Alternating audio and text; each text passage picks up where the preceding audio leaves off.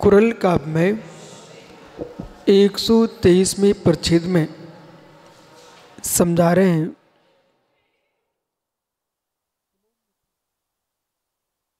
गंभराचार्य त्रिवल्लाचार्य स्वामी ग्रंथराज कुरल काव्य में 103वें परिच्छेद में कुलोन्नति की व्याख्या कर रहे हैं। कुलंकार कुलंगार,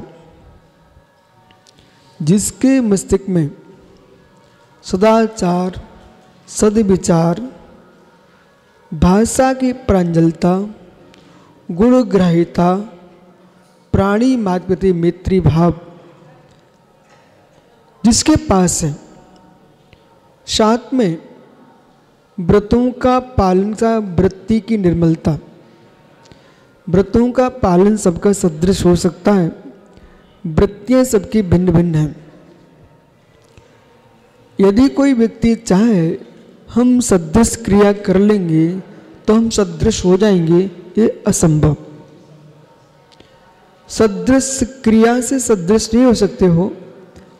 व्यक्ति की अपनी अपनी वृत्ति जो है वो प्रभावित अप्रभावित करती है। साधु पुरुष है, 28 मरणोत्तर गुणों का पालन सदृश कर रहे हैं, पर निजी व्यवहार क्या है आपका? कुलोन्नति श्रावक है, श्रावक है, षटावश्यक का पालन कर रहा है, निजी वृत्ति क्या है? इसके साथ साथ 25 कषायों पर नियंत्रण कैसा है? दैव पुरुषार्थ ये दोनों तुम्हारी गौण वृत्तियां हैं। दैव भी श्रेष्ठ है, पुरुषार्थ भी श्रेष्ठ है, वृत्ति नहीं है तो साधु पुरुष स्वीकार नहीं करते। असाधु जनों की भीड़ महत्वपूर्ण नहीं है, असाधु जनों की भीड़ महत्वपूर्ण नहीं है कि आप इतने बाहर चले गए और यूं बोल पड़े कि मुस्कुराओ मुस्कुराओ मुस्कुराओ। बोले हमारे गुरु कहते थे यावत जीवम सुखम जीवित ऋणम कृता घृतम पिबेत भस्मी भूत देह से पुनरागम कुता। आपने सूत्र बोल करके मतलब मुस्कुराने के लिए आप चारवाक का सूत्र बोल रहे हो, अपने गुरु का नाम ले रहे हो, मतलब तुमको ये भी मालूम नहीं है कि आपने कोई दर्शन का अध्ययन नहीं किया और चारवाक का सूत्र बोल करके आपने तो जैन बौद्ध मीमांसक नैयायिक वैशेषिक भाट्य प्रभाकर जैमिनी इन सबको पीछे ढकेल दिया। आप तो चारवाक के पक्ष में चले गए हो और कहने के लिए आपको मैं जैन दर्शन का प्रभावक बकता हूँ कि मैं सनातन दर्शन का बकता हूँ। आपने जैन दर्शन सनातन दर्शन दोनों को ढकेल दिया गड्ढे में। आपको बोध ही नहीं है क्या बोल रहे हो। इसलिए यावत जीवम सुखम जीवित ये सूत्र चारवाक दर्शन का है। वो कहता है जब तक जियो सुख से जियो, ऋण लेके घी पियो। ये जैन दर्शन का सूत्र नहीं है, ना वैदिक दर्शन का है। सुन रहे बालक? इसलिए कुल का विकास करने के भाव हैं, बुद्धि बढ़ाने का भाव है, सारस्वत जी हर वक्ता से प्रभावित नहीं होने का।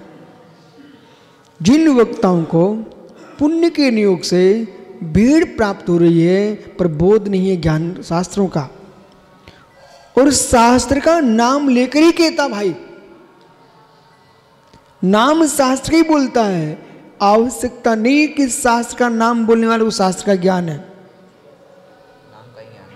नाम ऐसा है, जन सामान्य बैठे हुए हैं उनके बीच में तुमने किसी भी ग्रंथ का नाम ले दिया, ये वक्ता की भूल है। वो ये ना समझे कि सभी एक ज्ञानी है। उस सभा के मध्य में कोई ज्ञानी भी हो सकता है। मैं शब्द के शब्द पकड़ना जानता हूं, आप कहां से बोल रहे हो, कहां से चुरा के लाए। इसलिए गाय बन के बोलना चाहिए। गाय बन के बोलना चाहिए। जैसा खाया वैसे मुख से निकाला तो बमन है, जैसा खाया वो निकाला तो बमन है। गाय खा के दूध निकालती है, क्षीर है, तो बमन नहीं करना चाहिए। इनका पढ़ के वैसे ही सभा में आके बोल दिया तुमने।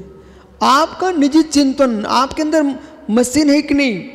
यदि ठेसर की मशीन भी जैसा पूला डालें वैसे ही पूला निकाले तो लोग क्यों परेशान होंगे लगाने के लिए? अंदर काम करती है, काम करती है। वक्ताओं का धर्म है, जो पढ़ के आए वो ही ना बोले, पर उसे बाहर ना बोले, बाहर भी ना बोले। चिंतन किसी का नहीं बनता तो सूत्रानुविची भाषण तो करना है। तो सूत्रानुविची भाषण करे, भाषण करे स्वीकार है, परंतु वे उतनी भाषण करें और आगे बढ़ें। फिर अपना मिलाए नहीं, चिंतन करना नहीं जानते तो ऐसा कह सकते भैया। उसका दूसरा उदाहरण दो। जो सूत्रानुविची भाषण कर रहे हैं वो ऐसा है कि ये सिलवानी वाले बालक के यहाँ देना बादाम उठाना बेटा, ये कुछ भी उठा भैया, ये फल है, ये फल है, तो ये फल है इनके लिए, इनकी दुकान पे बिक रहे थे। इनने क्या किया, उसको ऐसे पहुँच पाँच करके और चमका के रख लिए बस। तो सूत्र में भी ये मात्र उसको प्रांजल करके बोल दें, परंतु हलवा बनाने की कला जिसको आएगी वो हलवा बनाएगा। तो मात बेचना जानते हो, सूत्रानुविची बेचना जानता है। जो हलवा बनाना जानता हो हलवा बनाएगा इसी बादाम का। ऐसे एक सूत्र पढ़ करके हलवा बनाओ और सबको मुस्कुराओ तत्व निर्णय के साथ, बराबर। वो इलायची है, सीधी खा कड़वी लगती बेटा। इलायची कड़वी होती, कड़वी नहीं मानो तो खा के देख लो। लेकिन इसी इलायची को खीर में मिलाओ, सुगंध पाओ, पान में मिलाओ, ओहो। तो इसलिए जो सूत्र हैं हमारे, उन सूत्रों को आप घृत में पकाओ, पकवान बनाओ। तो वो यहां पर कह रहे हैं सूत्रों के बाहर जाना नहीं चाहिए, उत सूत्र की व्याख्या होना नहीं चाहिए, और सूत्र को इतनी गंभीर दृष्टि से परोसो कि सुनने वाले के लिए पाचक हो जाए। पाचक हो जाए ये श्रेष्ठ नहीं है, ये तो बैठा वैद्य, ये पाचक है, रोचक नहीं है। कड़वी दवाई पाचक है, रोचक नहीं है। कड़वी ना हो, पाचक भी हो और रोचक भी हो, ऐसा बोलना चाहिए, बराबर। पाचक भी हो, रोचक भी हो। रोचक है, पाचक नहीं है तो मर जाएगा, और पाचक है, रोचक नहीं है तो नाक सिकोड़ेगा। इसलिए पाचक भी हो, रोचक भी हो, ऐसी विधि अपनाना चाहिए। उत सूत्र होना नहीं चाहिए, जिन सूत्र के बाहर जाना नहीं चाहिए। कुलोन्नति को प्राप्त करने वाला वक्ता, पुनः आचार्य भगवान कह रहे हैं, अने अनघे स्थिरते नित्यम यह क्रोध कुलोन्नति श्रुतम नित्यम सावधात सामान्य स्तन्मित्रम क्षिति मंडलम। ओहो, क्षिति मंडलम, संपूर्ण भूमंडल। कुलोन्नति कैसे होती है? क्षिति मंडलम, विभू सागर जी, क्षिति मंडलम तन्मित्रम, जिसका व्यवहार अच्छा होना चाहिए, भूमंडल के प्रति हार्दिक मित्री भाव होना चाहिए। अपने स्वार्थों में जीने वाला, अपना सुख चाहने वाला, अपने को ही देखने वाला, वो कभी न कुलोन्नति कर पाएगा न यश पाएगा, यश भी नहीं पाएगा। सबके हृदय का ध्यान रखते हुए अपना विकास करेगा, वो सबका विश्वास पाएगा। वो विश्वास पाए बिना उन्नति नहीं कर सकते आप। पहले विश्वास देना पड़ता है और विश्वास पाना पड़ता है। इसलिए अनगई श्रुतम पहला सूत्र है महात्मा सौम्य सागर जी। अनगई चरित्रम नित्यम, जिसका समत्व सागरीय चारित्र निर्दोष है, अनग है, बिना किसी अनाचार से, अग्रहित अनग है, चारित्र निर्दोष है, अनग है, अग्रहित है। अब व्यक्ति तो चाहता बिनबीत सागरी मेरी प्रभावना ऐसी हो विश्व में धूम धड़ाका मच जाए। मंच के धड़ाके काम में नहीं आएंगे, कमरे के धड़ाके काम में आएंगे। बाल उग जाए आकाश में पर बीज को जमीन में नहीं डालूंगा। उगा लो बाल, आकाश में कहां से उग रही है तुम्हारी बाल। कोई चाहे कमरे में तो लेटूंगा, मस्ती करूंगा, और बाहर मंच में मैं भगवान बन के बैठूंगा, प्रभावना हो जाएगी। अरे भाई मंच जो है ना वो तो बाल है, बाल। कमरे की साधना है बीज, वो साधना बीज जमीन में होगी। कमरे में तुम अपेत की अथवा मायाचारी शून्यचर्या करोगे तो बाहर प्रभावना होगी, और कमरे में छुप के पाप करोगे तो मित्र कुष्ठ रोगी के लिए कितने ही तुम लपेट दो और मोटे मोटे कपड़ों में, पर दुर्गंध बताती कुष्ठी है। अनाचारी का अनाचार छिपता नहीं है, अनाचारी का अनाचार छुपता नहीं है, अनाचार छुपता नहीं है। बेहोश सागर जी, एक बार तो मैं सबको समझा देता हूं, नहीं स्वीकारता तो मध्यस्थ हो जाता। एक सज्जन को हमने समझाया, अभी तुम्हारी सामर्थ्य नहीं है आर का गड़धर बनने की, स्पष्ट समझाया कि आप मेरी बात स्वीकार करो, आप किसी स्त्री को संग में प्रवेश मत देना। उन्होंने मुझे मिथ्या दृष्टि लिख दिया, पुस्तक छाप दिए 16 कार्ड में, ठीक है। तो मैंने कहा भाई आप समझो समझो, कल विभव सागर ने कुछ कहा था, वो गड़धर के लक्षण अलग से लिखे हैं। तो कौन क्या करता है ये नहीं निहारना चाहिए, हमारी क्षमता क्या बोलती है ये देखना चाहिए। बराबर, ये मत देखो कि ये कर रहा है कि ये कर रहा है, नहीं, बिल्कुल नहीं। हमारी योग्यता क्या है। ये डॉक्टरी पढ़े हैं, आप क्या पढ़े हो? ये शास्त्री हैं, आप इंजीनियर हो। तो वो डॉक्टर की कीमत देख करके तुम कह रहे हो अरे अरे पागल हो, अपनी क्षमता को देखिए। आपका क्षोभम क्या है? शास्त्री हैं बेहोश सागर जी, ठीक है, मोरार जी के शास्त्री हैं, ये डॉक्टर है, वो इंजीनियर है। तो विश्रांत सागर को न इंजीनियर देखना चाहिए, न शास्त्री देखना चाहिए, न डॉक्टर देखना चाहिए।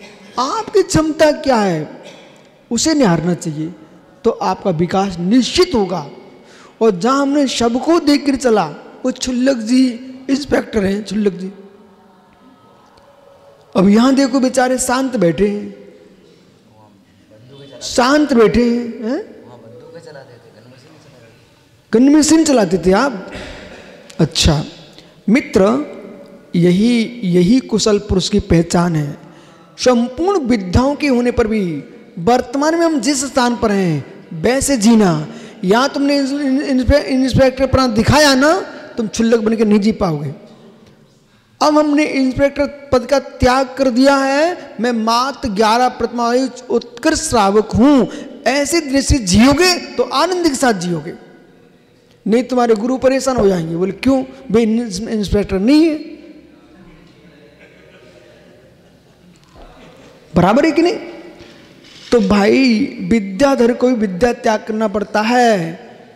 वे साधु अपने चारित्र में दोष लगाते हैं, जो पूर्व में जिस पद पे थे, जो पढ़ के आए थे, उसे मत सीखो न सिखाओ, उसे सीखो जिसे जन्म मरण का क्षय होता है।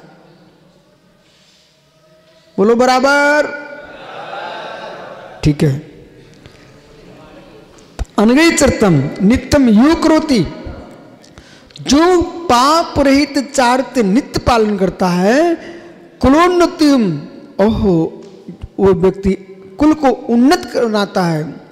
सा उद्यता सदा मान्या, जो सदा मान्या, उदात्तः, सदा मन उदात्य, उदार होकर के सारा जगत उसको स्वीकार करता है, तन एव क्षिति मंडलम, सारा भूमंडल उसको मित्र समझता है।